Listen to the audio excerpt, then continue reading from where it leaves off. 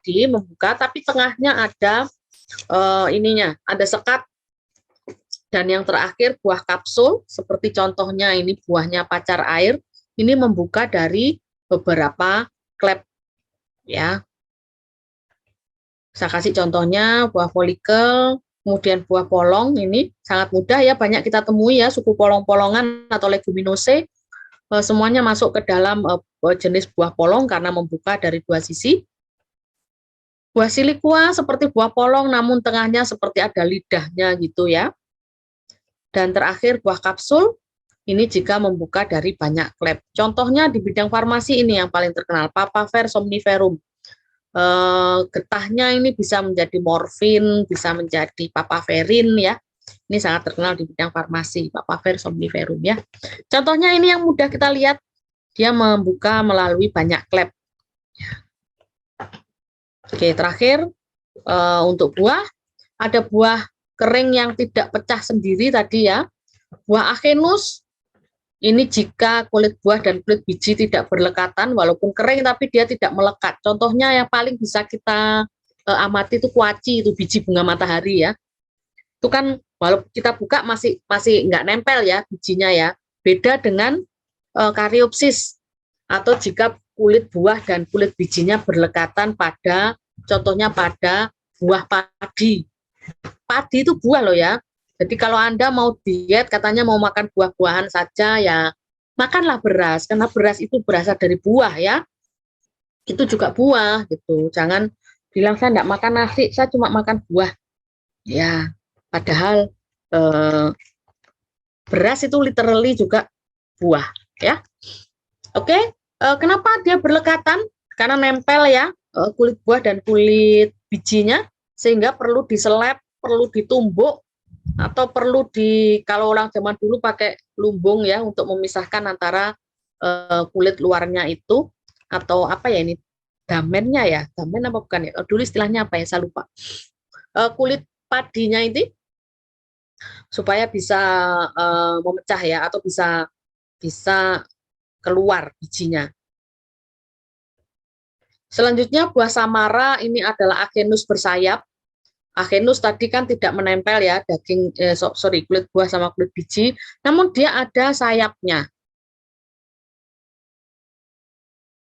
Diterbangkan oleh angin untuk menuju ke ini, apa namanya? Menuju ke ini selanjutnya, tempat hidup yang lain.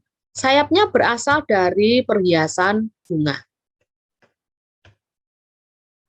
Terakhir, buah nut atau buah nuts, ini jika seluruh perikarpiumnya keras, sehingga nggak bisa diapa-apakan, dipecah nggak bisa ya, harus dikeprok gitu ya, pecah gitu ya.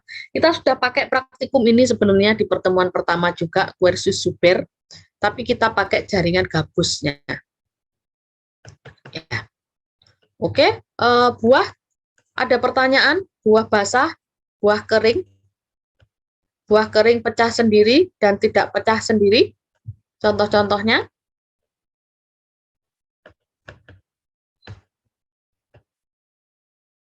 oke, kita refreshing sebentar. Besok mungkin pertanyaan saya seperti ini, tipe buahnya apa buah pisang ini? Buah tunggal apa buah majemuk? Ada yang tahu? Jangan dijawab buah pisang ya. Saya bertanya tipe buahnya. Ya, ternyata ini buah tunggal. Jadi walaupun bentuknya seperti majemuk, apa ya namanya ya, bersusun-susun, ternyata dia setiap buah pisang ini ada satu bunga. Coba lihat ya. Ini adalah bunga. Bunga pisangnya itu bukan ini loh ya, bukan apa namanya, ini bukan ya. Ya oke, ini satu tandan gitu ya. Tapi buahnya bunganya masing-masing ini.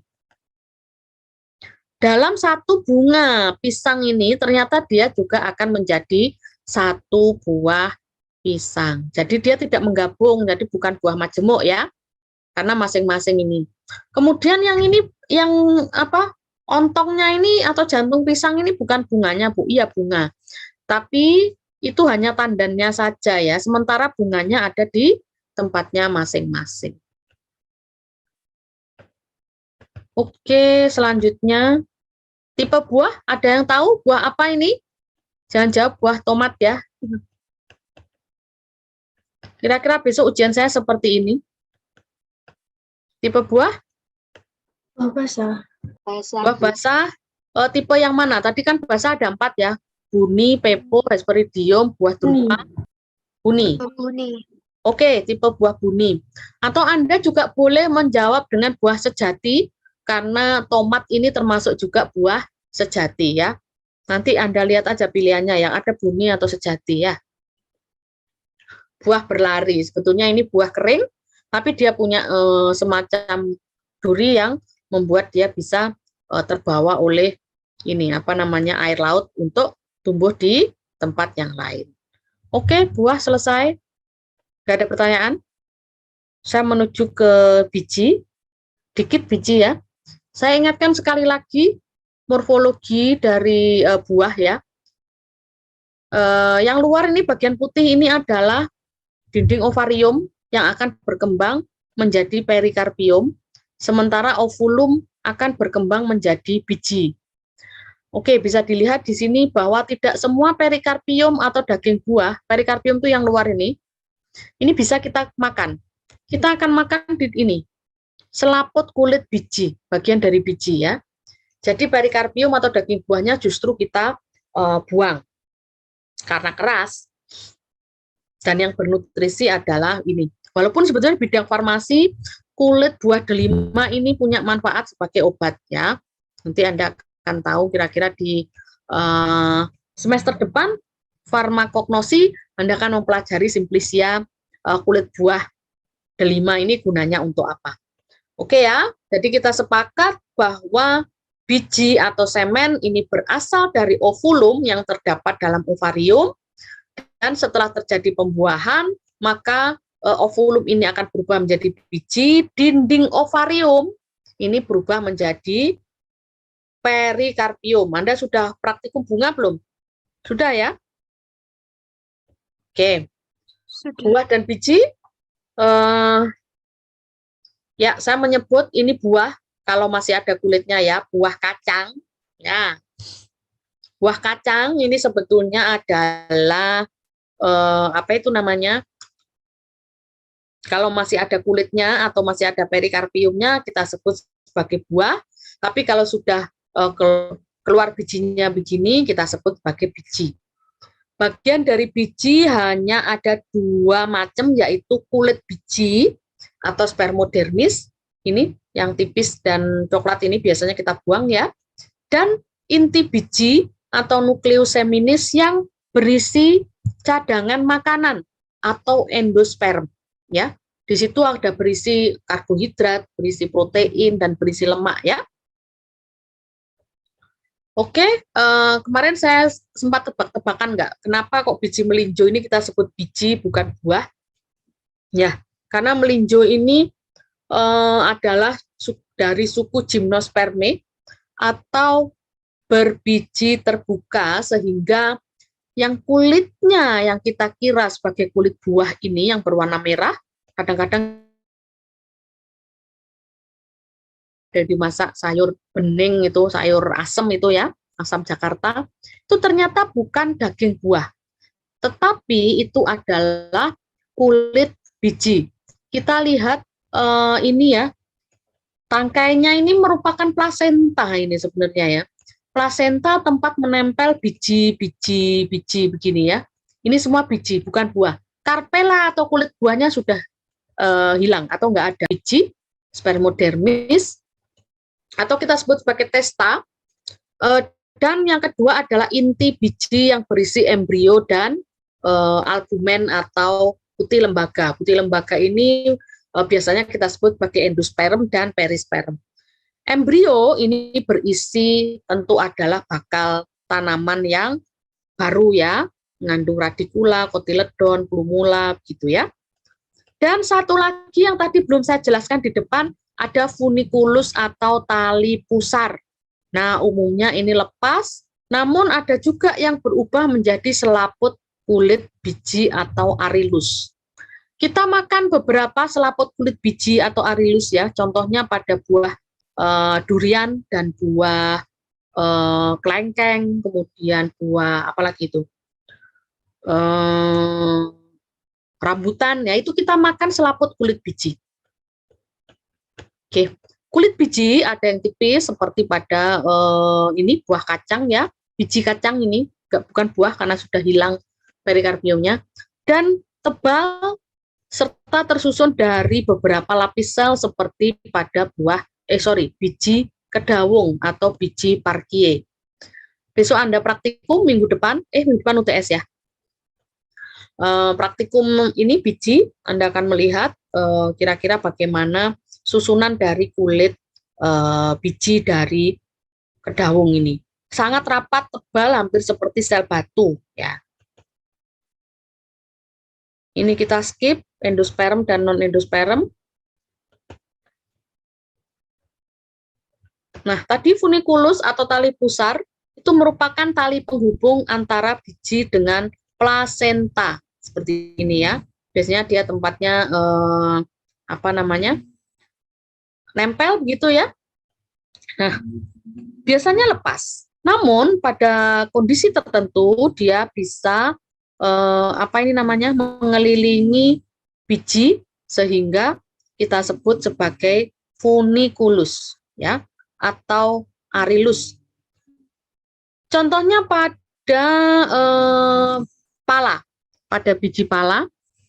Pada biji pala ini arilusnya menelingkupi biji yang kita sebut sebagai macis. Ini berguna di bidang farmasi ya, untuk sedatif ya, bisa juga sebagai bumbu. Selaput biji pala. Kemudian yang kita konsumsi yang memang arilusnya itu bisa enak dimakan ya, seperti pada, waduh ini sebenarnya nggak enak ini.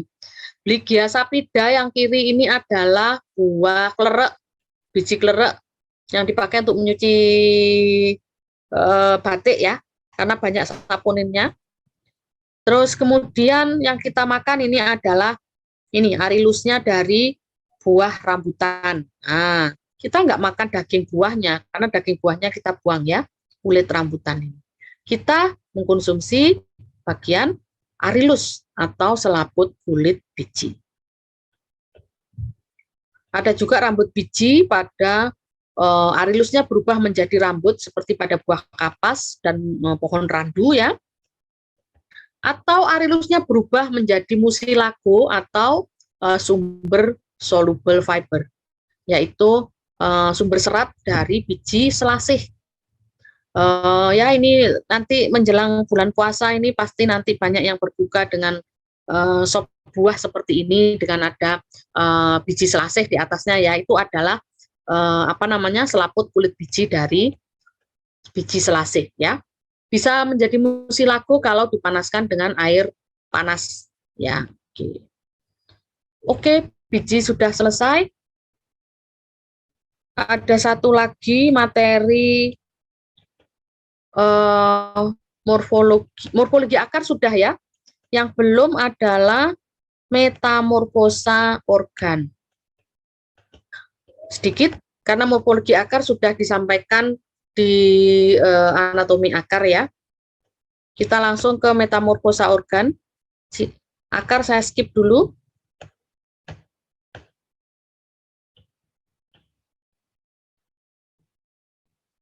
Metamorfosa organ. Nah, kita tahu bahwa organ utama dari tumbuhan itu sebetulnya ada 3 macam ya, yaitu daun, kemudian batang dan akar. Selain daripada 3 ini sebetulnya bukan organ utama, tapi akan terbentuk sesuai dengan fungsi atau kebutuhan. Oke, ini adalah contoh dari metamorfosa organ tumbuhan. Ada gambar di sini. Kalau kita perhatikan ada 2 daun. Daun yang besar dan lebar, dan daun yang kecil yang di atas buah. Saya bertanya, kira-kira yang daun sungguhan yang mana ya? Daun sungguhan yang kecil apa yang besar? Yang kecil, Ibu. Ada yang tahu? Yang kecil, Bu. Yang kecil, Ibu. Yang kecil, yang daun sungguhan. Kemudian yang lebar ini apanya berarti? Batang yang menyerupai Batang. daun. Ya, betul sekali. Aisyah ya. Terima kasih. Saya tambah poinmu ya. Siapa yang jawab? Tadi yang jawab Marita. Marita, oke ya, oke. Ya, makasih Marita. Ini betul sekali jawabannya. Yang ini adalah betul batang, yang pipih menyerupai daun dan daunnya sendiri adalah yang kecil. Kira-kira kenapa batang ini sampai dia harus menyerupai daun seperti ini? Bermetamorfosa ya. Kira-kira kenapa? Ada yang tahu? Menyesuaikan lingkungannya, Bu. Ya, menyesuaikan lingkungannya kenapa? Kira-kira lingkungannya kenapa? Untuk bertahan hidup. Bertahan hidup, ya semuanya bertahan hidup. Tapi yang lebih khusus lagi apa kira-kira? Coba perhatikan gambarnya kira-kira. Melindungi buahnya yang sangat rapuh, mungkin Ibu. Ya, betul. Melindungi buah yang sangat rapuh. Jangan sampai dia belum matang, belum siap untuk berubah menjadi individu baru, tapi sudah rontok. Coba Anda perhatikan, ini sepertinya tangkai buahnya itu sangat rapuh ya. Kayak kita ini ya yang mudah ambiar gitu ya. Rapuh sekali. Jadi perlu ada perlindungan dari batangnya yang dia dengan sukarela merubah dirinya melebar seperti ini ya. Melebar seperti daun yang akan melindungi dia dari mungkin angin atau mungkin gesekan dari binatang lewat atau mungkin dari tangan-tangan manusia ya. Saya nggak tahu ini apakah bisa dikonsumsi ya. Nanti saya cari tahu, Ruscus hypoglossum. Nah, buahnya cantik sekali, namun saya akan menjelaskan di awalnya dulu, tadi kayaknya kelewat.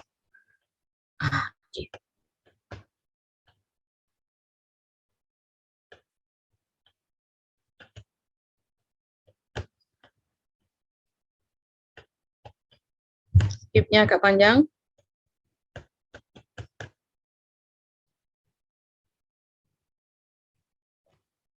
Nah, mulai ini ya. Oke, metamorfosa organ tumbuhan ini adalah perubahan bentuk dan fungsi untuk memenuhi kebutuhan hidup tumbuhan tersebut ya. Yang akan kita bahas di sini ada beberapa macam ya. Contohnya ada kuncup, ada spina atau duri, ada sulur atau sirus, kemudian ada tuber atau umbi, ada bulbus, umbi lapis, asidium, dan organa aksesoria atau alat tambahan. Kita menuju ke kuncup ya. Kuncup atau tunas tentu ini adalah bakal bagian tumbuhan yang baru ya. Coba Anda perhatikan, biasanya kita melihat kuncup, ada macam-macam kuncup ya ternyata ya. Nah, kita lihat berdasarkan jenisnya dulu. Ada gema atau kuncup foliifera. Foliifera kalau kita melihat namanya folii ini berarti folium atau bunga atau daun ya. Folium itu daunnya. Itu akan tumbuh menjadi daun dan cabang. Ada gema florifera jika tumbuh menjadi bunga. Nah, kuncup bunga itu seperti kuncupnya bunga mawar gitu ya. Kemudian ada gema mixta akan tumbuh menjadi daun, cabang, dan bunga. Nanti kita akan lihatnya, mix itu campur ya. Kemudian berdasarkan letaknya ada terminalis, jika tumbuh di ujung ranting, di paling ujung. Yang paling banyak adalah aksilaris ya, gema aksilaris atau lateralis jika tumbuh pada ketiak daun. Ini contohnya, tumbuh di ketiak daun. Dan juga ada gema adventitia jika tumbuh di daun atau akar. Nanti kita akan lihat ya. Kemudian ada tidaknya sisik, ada yang nudus atau tanpa sisik pelindung, dan ada yang tunicatus atau memiliki sisik pelindung. Kita lihat contohnya. Ini adalah kuncup liar gema adventitia tadi yang tumbuh di pucuk daun ya. Nggak harus di pucuk sih kayaknya. Yang penting di taman sosor bebek ini. Nah, kita bisa menanamannya dengan menggunakan daunnya. Tidak usah menunggu dia berbunga atau berbuah atau mengambil bijinya ya. Ini sekaligus sebagai alat perkembangan biakan vegetatif. Kalau Anda masih ingat di SMA dulu ya. Kuncup yang lain ada pada tanaman ubi itu juga ada tumbuh di bagian umbinya ya.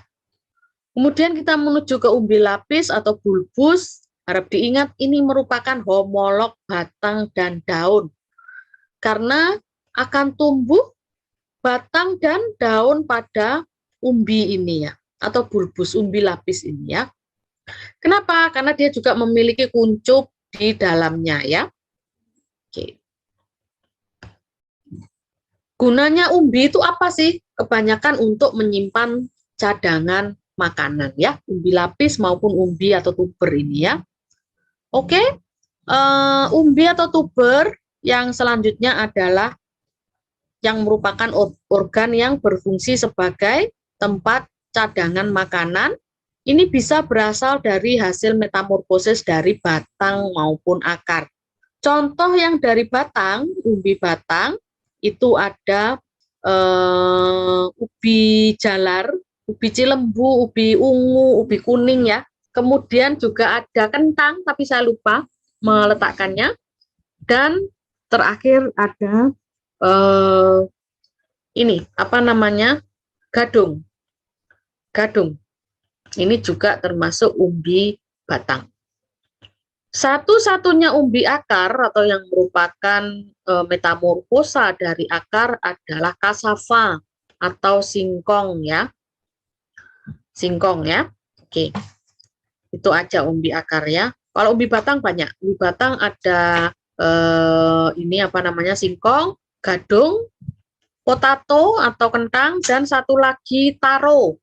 Taro itu talas ya. Anda suka sekali boba rasa taro ya. Kalau dikasih brand luar negeri gitu, taro gitu suka. Tapi kalau kalau ditulis boba rasa talas gitu, kira-kira Anda masih mau beli enggak? Pasti enggak mau beli ya. Itu adalah sebetulnya taro adalah nama bekennya dari talas.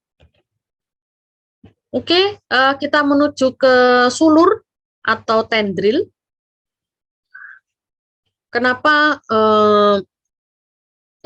tanaman tertentu memiliki sulur? Nah, jika dia memang membutuhkan alat pembelit ya, membutuhkan alat pembelit, ada juga yang bisa berubah menjadi akar. Sulur atau tendril ini bisa juga berfungsi untuk menyerap sari-sari pati dari tempat yang dia tempelin tadi ya. Bisa jadi dia adalah, kalau dia tanaman yang parasit ya, ini juga bisa sebagai alat untuk menyerap unsur hara pada tanaman yang dia tempeli ya. Oke, sulur itu sendiri merupakan metamorfosa dari batang, daun, dan akar.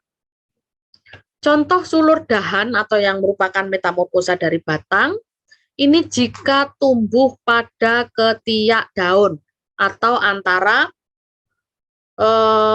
batang dan lamina atau helai daun ya, itu akan tumbuh di tengahnya, itu ketiaknya itu tumbuh sulur, maka kita sebut sebagai sulur dahan. Nah, jika sulur daun itu banyak contohnya ya, itu jika merupakan perpanjangan dari peteolus daun ini. Di ujung-ujung begini ya, seperti tanaman, tahu tanaman paku-pakuan itu juga sulurnya sulur daun ya, karena dari ujung peteolus daun. Ketika membuka, maka dia akan tumbuh daun di kiri kanannya ya. Satu lagi sulur akar, ini jika tumbuh di nodus batang ya, seperti tanaman ini juga sekaligus alat pemanjat dan juga sebagai metamorfosa dari akar. Oke. Oke, kalau saya tanya ini tergolong sulur apa? Yang sebelah kanan, gambar sebelah kanan. Tumbuh di ketiak daun. Sulur dahan, betul ya. Ini karena tumbuh di ketiak daun. Sekarang kita menuju duri, ini hampir mirip dengan sulur ya. Jadi letak-letaknya nanti Anda bisa menghafalkan dua-duanya ya. Duri atau spina ini merupakan alat proteksi dan alat panjat.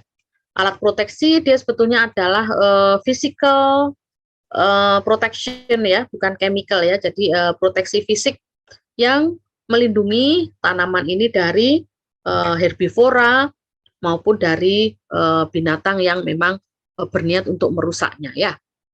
Ini duri itu bisa berasal dari batang. Jika itu kita sebut sebagai duri batang, Kemudian ada yang berasal dari duri daun, ya, dan ada yang berasal dari akar. Namun akar ini saya nggak dapat contohnya ya, hanya ada dua ini. Nanti kita bahas duri dahan dan duri daun. Ini adalah contohnya, skematisnya supaya memudahkan Anda.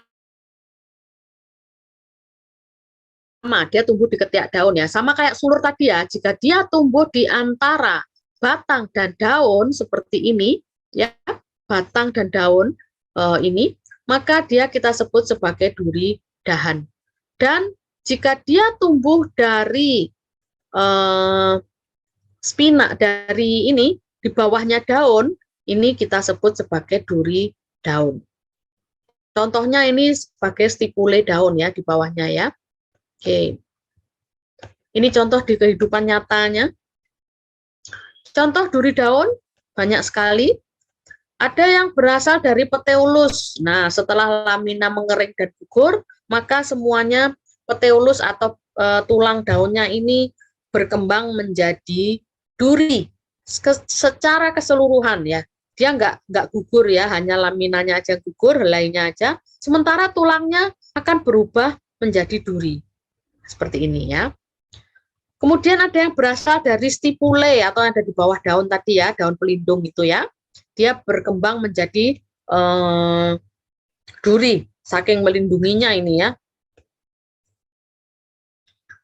Kemudian ada juga duri daun itu yang merupakan metamorfosa menyeluruh dari daun.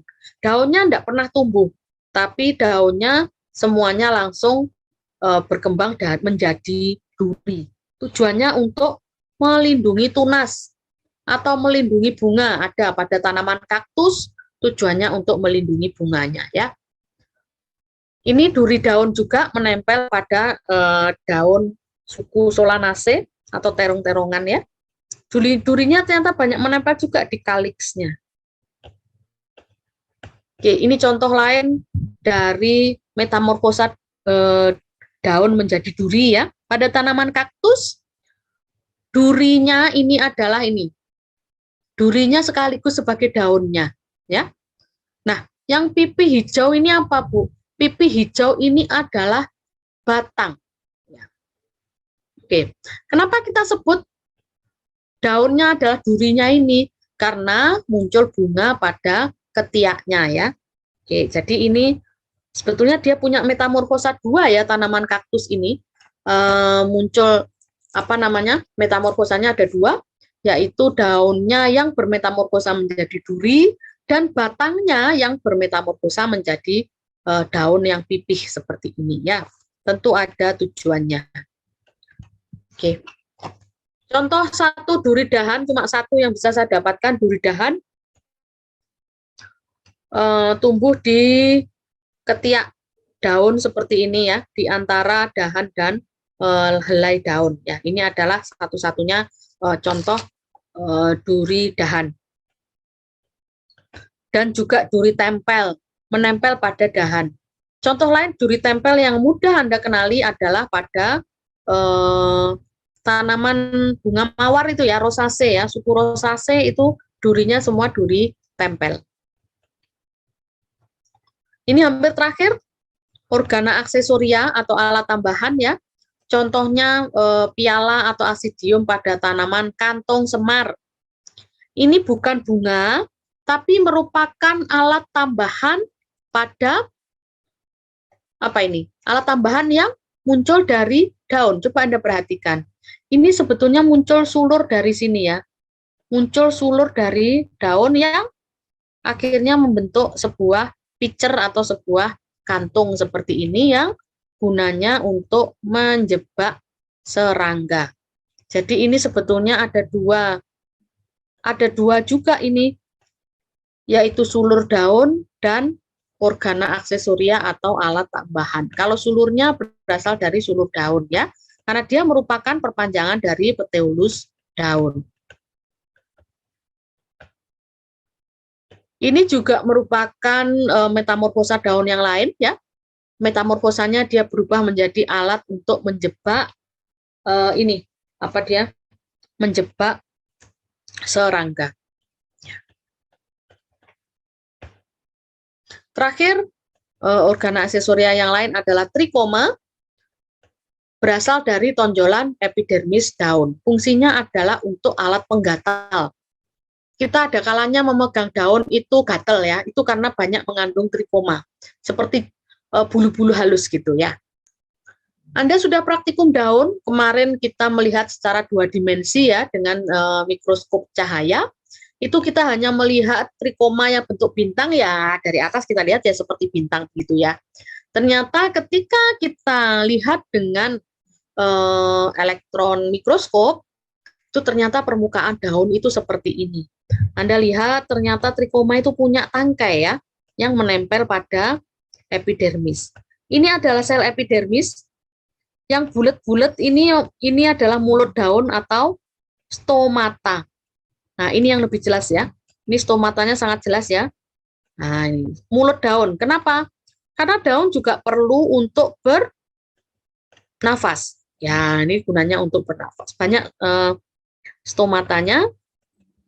Ini adalah sisik kelenjar. Ini adalah trikoma yang bentuk bintang. Kalau Anda ingat kemarin daun apa? Daun yang untuk pelangsing itu loh. Jati Belanda. Nah, jati Belanda itu trikomanya seperti bintang ya. Satu lagi alat tambahan yang muncul dari jaringan epidermis dan subepidermis adalah rambut penyengat atau trikoma glanduler. Kita hanya menggambar kemarin gini aja kayaknya ya. Anda melihat dari atas seperti ini. Ya, padahal kalau kita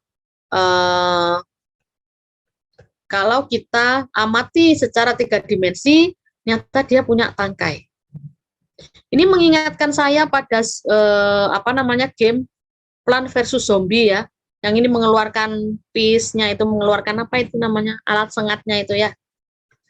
Dan ini adalah sel epidermisnya menggelembung begini, menggelembung gitu sel epidermisnya. Oke, ini luar biasa. Kalau kita amati secara 3 dimensi dengan elektron mikroskop ya. Dan sebelah kiri adalah gambar dari tanaman rosacea dengan duri tempel. Ya. Oke, materi saya sudah selesai. Kita UTS-nya tanggal berapa ya untuk botani ya? Tanggal 20. Hah? Berapa? Senin besok. Senin besok ya? Oke ya. Jadi materi harus segera saya sampaikan ya, supaya Anda bisa belajar ya. Ini sangat berat saya sampaikan di Hebat. Jadi saya minta, coba ya nanti saya sampaikan di Hebat ya. Saya ingat saya cukup berat ini. Saya akan sampaikan ke email satu mahasiswa begitu ya, supaya bisa didistribusikan ke temannya. Karena saya mohon maaf sekali, ini memang legacy dari Pak Rahman ya, ini adalah dalam bentuk Adobe Flash. Saya nggak tahu apakah laptop Anda yang baru-baru ini bisa membuka Adobe Flash, karena setahu saya Flash sudah ditutup ya. Saya kebetulan ada laptop saya karena laptop saya jadul ya. Oke ya, saya mohon diingatkan kalau sampai besok saya belum mengirim ke saudara ya. Jadi saya juga harus mengirim ke teman-teman Anda yang lain ini, karena harus segera dipakai untuk belajar ya. Baik, terima kasih. Tepat 50 menit saya akhiri kuliah saya. Kita ketemu di praktikum dan di ujian mendatang ya. Terima kasih. Assalamualaikum warahmatullahi wabarakatuh. Saya ucapkan selamat istirahat. Anda masih semangat sekali ya dengan apa ini namanya, kuliah yang harus saya pindah ke malam ya. Mohon maaf, hari Senin Bu Neni ke UGD muntah-muntah dan sakit pusing ya. Jadi seminggu ini saya nggak ngampus karena masih baru keluar kemarin, dan saya geser semua kuliah menjadi online di malam hari. Nggak apa-apa ya. Semoga kita ketemu lagi dalam keadaan sehat. Yang lain juga tetap jaga kesehatan. Terima kasih. Assalamualaikum warahmatullahi wabarakatuh.